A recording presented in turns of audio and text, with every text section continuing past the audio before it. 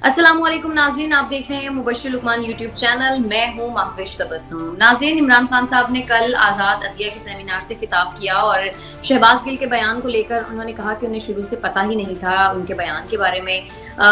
कभी कहते हैं कि उनको इल्म था और कभी मुबश्शिर साहब मतलब इस तरह की बातें आती हैं कि इल्म ही नहीं था। पाकिस्तान तहरीक इंसाफ के जो रहनुमा हैं उनके डिफरेंट मुतज़ाद बयानात इस बारे में आते हैं। तो अब जो खान साहब ने ये बयान दिया है, आप समझते हैं खान साहब इतने मासूम हैं कि उनको ना पता हो कि शहबाज गिल ने क्या बयान दिया? महविश, मैंने आपको पहले दिन कहा था कि इमरान खान यू टर्न के माहिर हैं।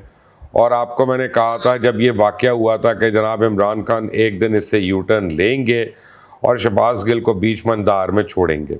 कहा था ना आपको मैंने बिल्कुल, कि बिल्कुल। आप उस प्रोग्राम की क्लिप लेके चला लें। अभी आप ये देखें कि आप लोगों को कब समझ आएगी कि ये झूठ का एक पलंदा है और झूठ बोल बोल के उन्होंने पूरी कौम को पागल किया हुआ है और बार बार झूठ बोलकर उनको अभी भी वो झूठ बोल रहे हैं, इसलिए कि उनको पूरा एहसास था कि क्या बयान था।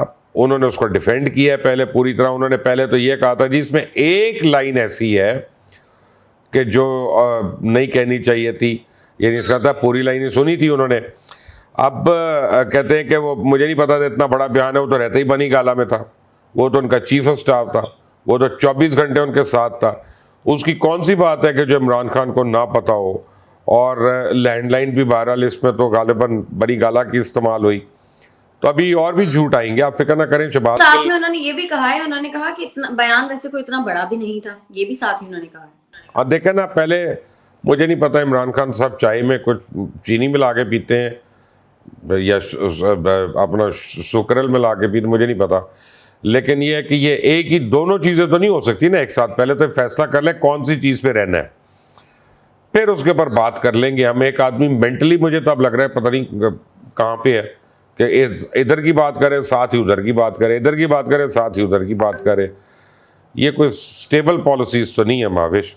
बिल्कुल। सर, इस्लामाबाद हाई कोर्ट ने कल फैसला किया है कि वो इमरान खान साहब के खिलाफ जो तौहीन अदालत है उस पर कार्रवाई करेंगे। तो इस केस का क्या नतीजा देख रहे हैं अब आप? इस केस का बड़ा खौफनाक नतीजा होगा। इसके 2-3 रीजंस हैं कि इस्लामाबाद हाई कोर्ट के तमाम ऑनरेबल जजेस ने मिलकर इसके ऊपर मुशावरत की, उसके बाद ये सुओ मोटो लिया गया। जब तमाम जजेस ने मिलकर इससे मुशावरत की तो उनमें इसका मतलब है कोई जज ऐसा नहीं है कि जिसने उसके बैकग्राउंड को खंगाला नहीं होगा और जिसने उनको ये नहीं कहा होगा कि जी इसको बेनिफिट ऑफ डाउट मिल सकता है, ये हो सकता है, वो हो सकता है। Obviously they are very serious, क्योंकि वो जो ऑनरेबल ज़ेबा साहिबा हैं जिनको आप एक मजिस्ट्रेट लोग कह रहे हो, मजिस्ट्रेट नहीं है, वो एडिशनल सेशन जज है if I am not wrong. और वो डायरेक्ट इस्लामाबाद हाई कोर्ट के मातहत उसमें ज़ुमरे में आती हैं या उस कैडर में आती हैं। तो ये जो हमला है ये बाकायदा अदलिया के अपने ऊपर हमला है। अच्छा, ये ऐसा बयान नहीं है कि गार्डियन ने दे दिया कि जी मेरे बयान को तरोड़ मरोड़ के पेश किया गया, ये मेरा मतलब नहीं था।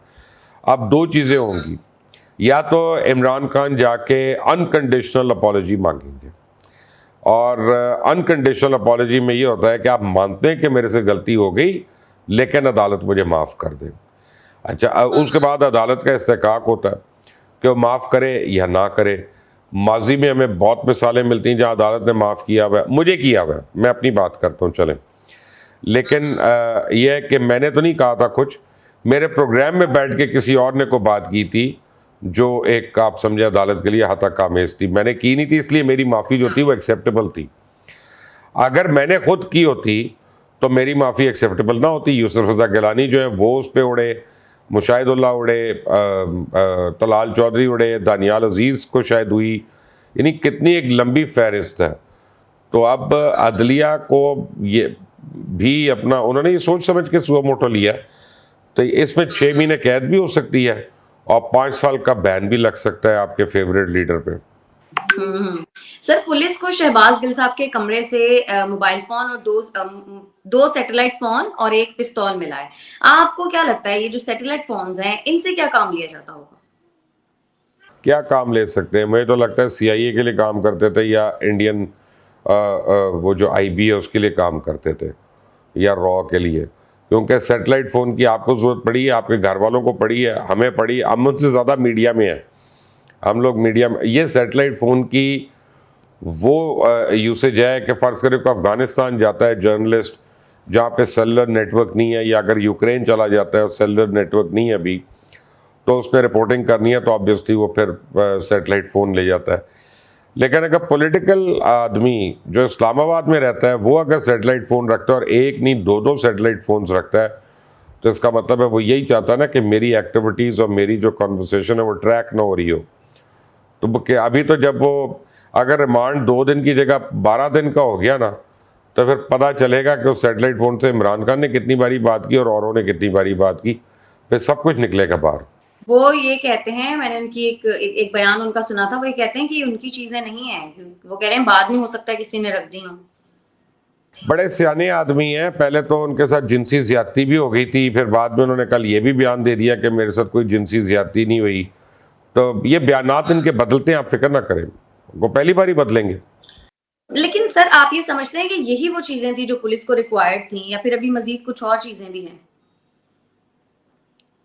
मुझे ये नहीं पता, लेकिन आप कमरे से तो शायद और चीज़ें ना मिले, लेकिन उनके निशानदेही पे बनी गाला से बहुत कुछ मिल सकता है। अभी ये देखते हैं रिमांड में वो क्या क्या बताते हैं। और सही।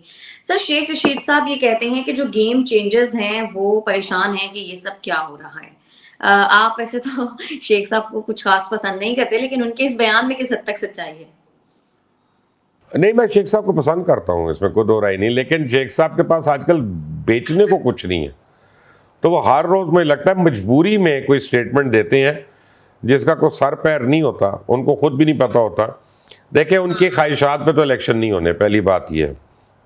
दूसरी बात यह है कि शेख रशीद सारी उम्र बरमला लोगों को कहते रहे मैं गेट नंबर 4 की पैदावार हूँ, तो गेट नंबर 4 पे उनका आईडी कार्ड ब्लॉक हुआ हुआ है और वो वहाँ से अंदर जा नहीं सकते।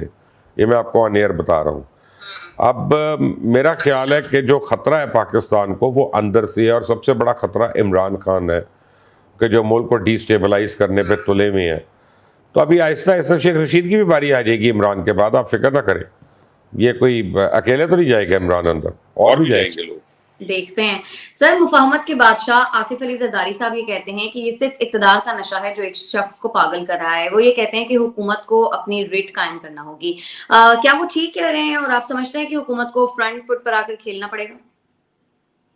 देखे ना जी, एक आदमी है जो हमारी फौज के ऊपर बार बार हमले कर रहा है, एक आदमी है जो हमारे इलेक्शन कमीशन पे हमले कर रहा है, एक आदमी है जो पार्लियामेंट को झूठा कहता है और उसको पपेट पार्लियामेंट कहता है, एक आदमी है जो सेनेट की इज़्ज़त नहीं करता, एक आदमी है जो पुलिस की इज़्ज़त नहीं करता, एक आदमी जो जुडिशरी को रौंद रहा होता है और उसके जो ट्रोल्स हैं वो सोशल मीडिया पे अपनी मर्ज़ी के ख़िलाफ़ जो फैसले हैं उनके ऊपर जुडिशरी को रौंद रहे होते हैं। तो ऐसा शख्स जो है जो रोज़ ये हरकतें कर रहा हो, उसको अगर हुकूमत सज़ा नहीं देती, उसको अगर अदालतें सज़ा नहीं देती, घर बैठे हुए उसको 3-3 दिन की बेल मिल जाती है, और वो भी ATC के उसमें, तो आसिफ जरदारी साहब का क्वेश्चन बड़ा वैलिड क्वेश्चन है। वो सदर रह चुके हैं उस मुल्क के, थोड़ा बहुत तो कानून और आइन उनको भी पता ही होगा ना।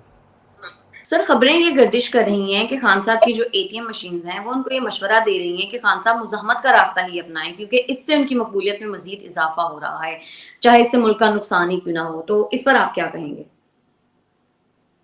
देखें, मुझे ये नहीं पता कि इमरान खान की ATMs उनको ये मशवरा दे रही हैं कि नहीं दे रही, शायद दे रही हूँ, लेकिन एक सहाफ़ी उनको ज़रूर ये मशवरा दे रही हैं। बहुत अपना सो कॉल्ड बड़े सहाफ़ी थे अपने ज़माने के, अब तो नहीं है, और वो पाकिस्तान से बाहर बैठ के ये मशवरे दे रहे हैं इमरान खान को कि जनाब तुमने टक्कर ले ली और अगलों के दौड़ें लग गई, ये हो गया वो हो गया, इसी तरह कायम रहो, तो कुछ दिन में ये हो जाएगा, कोई पता नहीं खुदकुशी कर लेगा, तो कोई भाग जाएगा, तो कोई ये हो जाएगा, इलेक्शन हो जाएंगे, शहबाज शरीफ का जो है ना वो हेमरेज हो जाएगा, खुदा ना खास्ता। वो इस तरह के मशवरे दे रहे हैं, मुख्तलिफ फ़ोन बदल बदल कर उनको फ़ोन करते हैं, उनको मैसेजेस देते हैं। उनको ये नहीं पता कि उनका हर फ़ोन जो है उसका मेरी चुड़ैल जो है वो मुझे तो आके बता देती है, और किसी को बताए ना बताए। तो वो जो है ना ये मशवरे को अब ये आपने एक नई स्टोरी खोल दी है।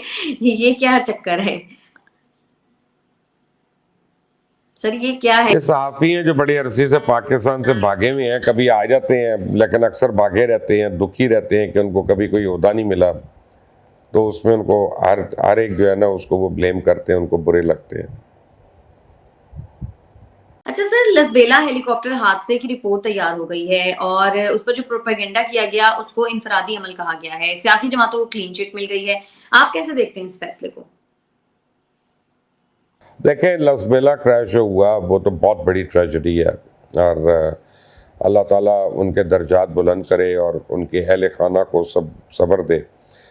लेकिन ये हम सबको पता है कि उसमें एक ही जमात के कारकुनान जो थे वो शामिल थे, वो पाकिस्तान तहरीक इंसाफ के थे।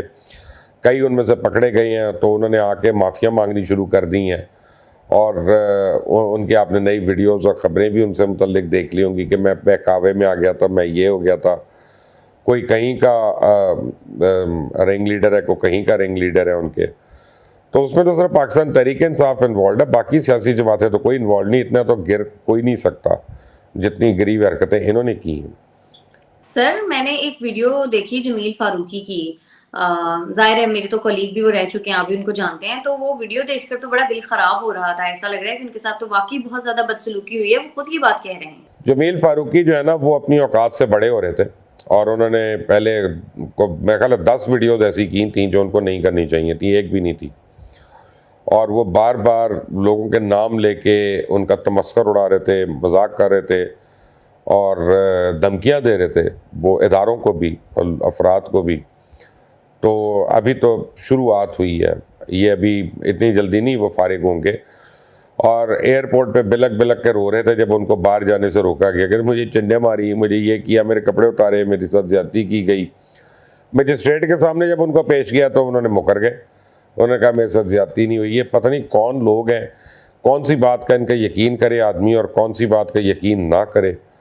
तो अब जमील फारूकी के मतलब मैं क्या कह सकता हूँ, उनको यही तकलीफ़ होनी चाहिए कि जिस डॉन अखबार के ख़िलाफ़ वो बातें करते थे ना, उसी डॉन अखबार ने आज उनके मतलब उनके सपोर्ट में ख़बर लगाई हुई है। उनके अपने इदारे ने नहीं उनके मतलब ख़बर लगाई या हेडलाइंस में या कोई प्रोग्राम्स उनके लिए नहीं किए। तो जमील फारूकी के लिए ये भी एक लम्हा फ़िक्री है। ठीक है मुबश्शिर साहब, बहुत शुक्रिया आपका आज के लिए। नाज़रीन, आज के प्रोग्राम से इतना ही। अगर आपको हमारी वीडियो पसंद आती है तो हमारे चैनल को कर दें लाइक, सब्सक्राइब और शेयर और अपनी कीमती राय से हमें ज़रूर आगाह कीजिएगा। हमें इजाज़त दें। अल्लाह ने